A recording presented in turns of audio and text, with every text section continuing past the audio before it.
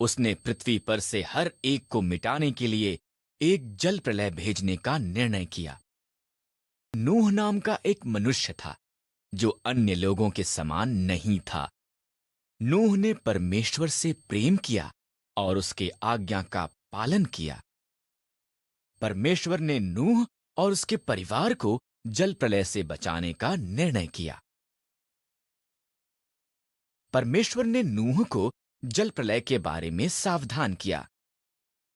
उसने उसे एक नीची छत, 3 कोठरियों, एक खिड़की और एक द्वार के साथ एक विशाल जहाज बनाने को कहा। आज्ञाकारिता में नूह ने इसका निर्माण किया। परमेश्वर ने नूह को प्रत्येक जानवर की किस्मों में 2-2 करके लेने को कहा, एक नर, एक नारी। तब नूह, उसका परिवार और जानवर जहाज के अंदर गए। पर में 40 दिन और 40 रात तक बारिश आती रही। पानी आकाश से गिरा और समुद्रों और झीलों से भी ऊपर आया, यहां तक कि सबसे ऊंचे पहाड़ भी पानी में डूब गए। इन सब के दौरान नूह, उसका परिवार और सभी जानवर बाढ़ के जल के ऊपर तैरते जहाज में सुरक्षित थे। परमेश्वर एक पल के लिए भी नूह को भूला नहीं था। परमेश्वर ने हवा चलाई, पानी सूखने लगा, जहाज अरारात पहाड़ पर ठहर गया। नूह ने एक कबूतरी को भेजा। जब वो वापस नहीं आई, तो वो जान गया कि अब सब सुरक्षित थे। जब पृथ्वी सूख गई, परमेश्वर ने उन्हें बाहर आने के लिए कहा। उसने आकाश में एक इंद्रधनुष को वादे के रूप में रखकर कहा कि वो कभी भी पूरी पृथ्वी को जल प्रलय द्वारा दोबारा नाश नहीं करेगा। परमेश्वर ने कहा, मैं चाहता हूं कि तू हारान को छोड़े और किसी और देश में जाए।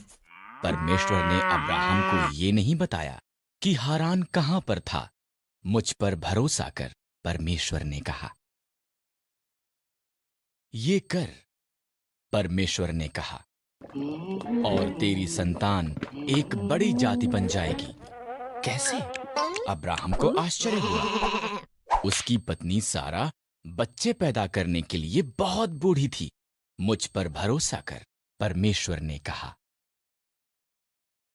जहां मैं कहता हूं वहां जा, परमेश्वर ने कहा, और तेरी संतान जितने आकाश में तारे हैं उससे ज्यादा होगी। वो पूरे संसार के लिए आशीष होंगे। मुझ पर अब्राहम ने परमेश्वर पर भरोसा किया। उसने सारा, उसके भतीजे लूत और सब कुछ जो उसका था उसे लिया।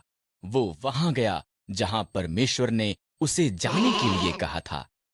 वो कनान के देश में गया। वहां पहुंचकर अब्राहम ने शकेम में डेरा लगाया। परमेश्वर उसको प्रकट हुआ। मैं ये भूमि तुझे और तेरी संतान को दूंगा, परमेश्वर ने कहा। अब्राहम ने परमेश्वर के लिए वहां एक वेदी बनाई। वादा की हुई भूमि पर यात्रा की।